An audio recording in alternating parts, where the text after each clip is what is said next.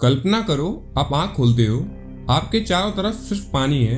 कोई सड़क नहीं, कोई गाड़ी नहीं, कोई शहर नहीं, सिर्फ समुंदर। और आप जिस नाव पर खड़े हो वो समुद्र के ऊपर नहीं बल्कि एक डूबे हुए शहर के ऊपर तैर रही है। अब हमें पानी के अंदर का नजारा दिखाया जाता है, जहाँ पर ऊंची ऊंची इमारतों की छतें डूबी हुई हैं। कभी यहाँ पर लोग दौड़ते थे, लेकिन आज यहाँ पर सिर्फ खामोशी है।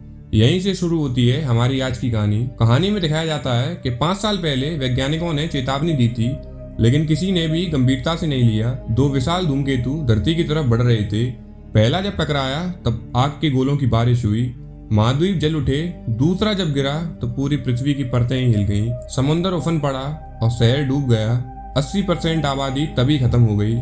लेकिन असली खतरा तब शुरू हुआ जब रेडिएशन आई। सिर्फ 3 मिनट में बिना सुरक्षा के इंसान की मौत तय थी।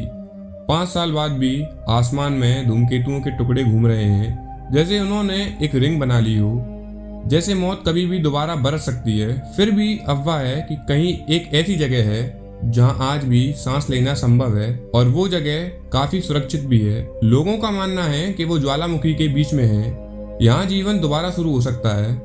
अब हमें एक बंकर दिखाया जाता है, जहाँ पर हम अपने फिल्म के हीरो से मिलते हैं, जिसका नाम जॉन है।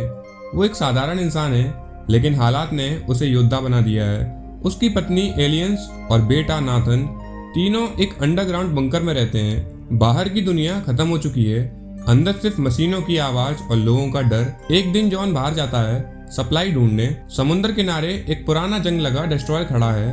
वो अंदर जाता है, अंधेरा पाता है, पानी टपकने की आवाज और हर कोने में पड़ी लाशें देखता है। उसे कुछ नहीं मिलता। फिर अचानक उसकी नज़र एक छोटी सी चीज पर आकर टिकती है। वो एक बैगनी कलर का फूल था। उसने 5 सालों में पहली बार एक फूल देखा था। उसकी आंखों में हल्की सी मुस्कान आ जाती है। वो सोचता है कि ये मैं अपनी एलियंस को दूंगा। तभी रेडियो पर आवाज आती है, रेडिएशन स्टॉर्म 60 सेकंड में आने वाला है। जॉन जैसे ही ये सुनता है वो फटाफट बाहर भागता है, लेकिन जैसे ही वो उस जगह से बाहर निकलने की कोशिश करता है, उसके पीछे से वो स्टॉर्म उसके ऊपर गिरने लगता है। वो रेडियो में आवाज लगाता है कि दरवाजा खोल दो, और एन वक्त पर वो उस गेट के अंदर पहुंच जाता है। अगर आज वो 2 सेकंड लेट हो जाता तो शायद वो अपने परिवार से कभी मिल ना पाता। अब जॉन अंदर आता है और अपनी बीवी को वो फूल देता है। एलियंस ये देखकर बहुत ज्यादा खुश होती है। उसने 5 साल बाद एक फूल देखा था। उसका बेटा कहता है कि बाहर की दुनिया कैसी है, जिस पर उसका कोई जवाब नहीं होता। इसके बाद वहां पर एक मीटिंग होती है। जैसे ही वो लोग मीटिंग कर रहे थे, तभी अचानक से पूरा बंकर हिलने लगता है। वो बंकर इतनी तेजी से हिल रहा था कि मानो जैसे अभी ये सब कुछ निगल लेगा, और देखते ही देखते वो जगह सुरक्षित नहीं बची। अब एलायंस नाथन को लेकर पीछे के रास्ते से भागता है, क्योंकि सामने वाले गेट की तरफ काफी भीड़ जमा हुई थी, क्योंकि सब लोग बाहर जाना चाहते थे। अब जैसे ही वो लोग बाहर निकलते हैं, तभी बाहर समुद्र के तट पर लोग भाग रहे थे। कई लोग लाइफ बोट पर टूट पड़े। एक नाव ओवरलोड होकर पलट भी जाती है। जॉन दूसरी नाव तक पहुंचता है, तभी नाथन चिल्लाता है, डैड पीछे देखिए। वो जैसे ही पीछे देखता है, तब कुछ ही सेकंड बाद बहुत बड़ी लहर उनकी बोट से टकराती है। लेकिन उनकी बोट काफी हाईटेक थी, तो वो पलटते पलटते बच जाती है। अब यहीं से इनका सफर शुरू होता है। दिन बीतते हैं, खाना कम, पानी कम, और इंजन भी खराब हो जाता है। एक रात जॉन आसमान देखता है, जहाँ पर मिल्की वे गायब हो चुका है, और उसकी जगह पे एक पुराने मलबों की रिंग बन चुकी है। तभी एलियंस उससे पूछती है कि हम बच पाएंगे, लेकिन जॉन कोई जवाब नहीं देता। कुछ दिन बाद नाव लिवरपूल पहुंचती है। यहाँ पर पूरा शहर पानी में डूब चुका है। सिर्फ इमारतों की छत, शरणार्थियों की भीड़, रेडिएशन से बदले हुए चेहरे, और वहीं पर हम देखते हैं सिक्योरिटी वॉल। इस सिक्योरिटी वॉल के पीछे सिर्फ वीआईपी रहते हैं और बाहर गरीब लोग। इसके बाद जॉन अपना पास दिखाता है। जॉन के पास देखते ही वहाँ के लोग उसे अंदर आने की अनुमति दे देते हैं। लेकिन वहीं पर जॉन का एक दोस्त होता है, जिसका पास खो जाता है।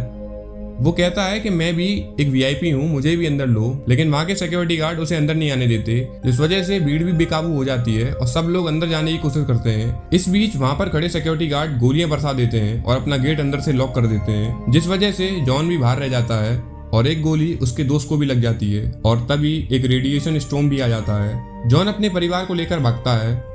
वो आगे जाता है, तभी उसे एक गाड़ी दिखती है। वो उसके ड्राइवर से कहता है, क्या तुम मुझे लिफ्ट दे सकते हो? ड्राइवर उसके हाथ की घड़ी को देखता है और कहता है, अगर तुम मुझे ये घड़ी दे दो तो मैं तुम्हें जहाँ तक तुम कहो वहाँ तक तुम्हें उतार दूंगा। जॉन बिना कुछ सोचे समझे तैयार हो जाता है। अब वे सब लोग गाड़ी में बैठकर आगे बढ़ते हैं। पीछे सिर्फ लोगों की लाशें दिख रही थी। थोड़ी दूर जाकर ड्राइवर उन लोगों से कहता है कि हमें यहीं उतरना होगा क्योंकि गाड़ी का इंजन काफी गर्म हो चुका है।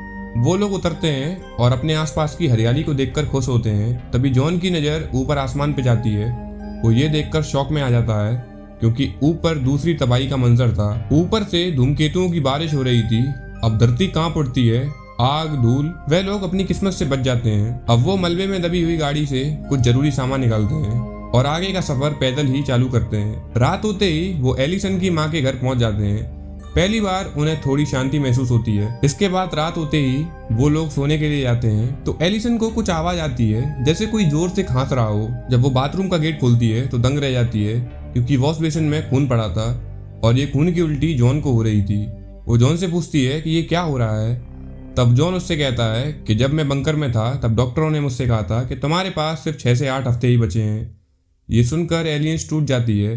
जॉन कहता है कि मैं क्या करूं, रेडिएशन ने मेरी ये हालत कर दी है। मैं चाह के भी अब जिंदा नहीं रह सकता। मेरा अब आखिरी एक ही मकसद बचा है, वो है तुम लोगों को एक सुरक्षित जगह तक पहुंचाना। वह लोग रात में अपनी माँ के घर आराम करते हैं और सुबह होते ही अपना सफर चालू करते हैं। वो लोग उसकी माँ की गाड़ी ले जाते हैं। जब वो जा रहे थे तब उसकी माँ उन्हें अलविदा कहती है और उन्हें एक गन भी देती है। उनके साथ उसी घर से एक और लड़की जा रही थी। वह चारों लोग बैठकर अपना सफर चालू करते हैं। इन लोगों को चलते चलते रात हो गई थी। तभी कुछ लुटेरे वहां पर इनके ऊपर हमला कर देते हैं। इसके जवाब में जॉन गाड़ी से उतरता है और अपनी हैंडगन निकालकर सबको मारने लगता है। इसके बाद वो लोग यहाँ से निकलते हैं और आगे पहुंचते हैं। क्योंकि उनकी गाड़ी पर गोलियां लग गई थी तो अब वो आगे का रास्ता पैदल ही तय करते हैं। फिर वो एक खाई के पास पहुंचते हैं जहाँ पर काफी लोग नीचे बैठे हुए थे। वो ये देखता है और उन लोगों से पूछता है कि आगे जाने का रास्ता क्या है। तब वो उसे बताते हैं कि आगे जाने का रास्ता सिर्फ ये लकड़ी की छोटी सी सीढ़ी है, इसके पार ही तुम्हें जन्नत मिलेगी। अब वो उस रस्सी की झूलती हुई सीढ़ी को देखता है जहाँ पर तेज हवा भी चल रही थी। जॉन पहले उतरता है। नाथन बहुत डरता है। तभी जॉन कहता है कि नीचे मत देखो। बीच में पुल टूटने लगता है। एक आदमी भी गिर जाता है। वह तीनों लोग पुल को पार कर लेते हैं। इसके बाद वह लोग उत्तरी फ्रांस पर पहुंच जाते हैं जहाँ पर उन्हें एक आदमी मिलता है जिसके हाथ में गन होती है। वो गन जॉन के सामने तान देता है। वो उससे पूछता है कि तुम कौन हो।